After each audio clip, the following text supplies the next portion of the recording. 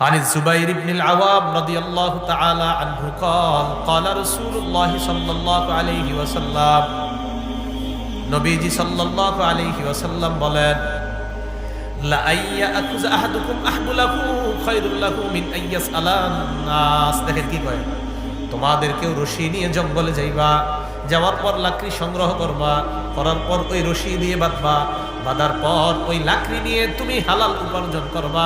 আমি নবী অন্য কোনো মানুষের কাছে হাত পাতার চাইতে তোমার এই পেশাটাকে ঘোষণা শ্রেষ্ঠ বলে ঘোষণা করলাম।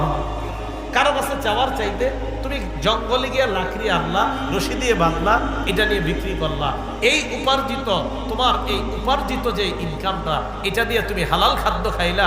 আমি নবী তোমাকে বলে দিচ্ছি, মানুষের কাছে চাওয়ার চাইতে এই রশি দিয়া লাকড়ি বেঁধে বিক্রি করে হালাল খাদ্য খাওয়া, এটা ভিক্ষা করার চাইতে অনেক বেশি উত্তম কাজ আমি নবী ঘোষণা করলাম।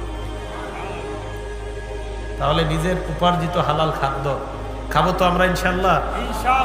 নিজের হালাল উপার্জিত অর্থ দিয়ে যেন আমরা হালাল খাদ্য পেটে ঢুকাইতে পারি, আল্লাহ তৌফিক দান করেন।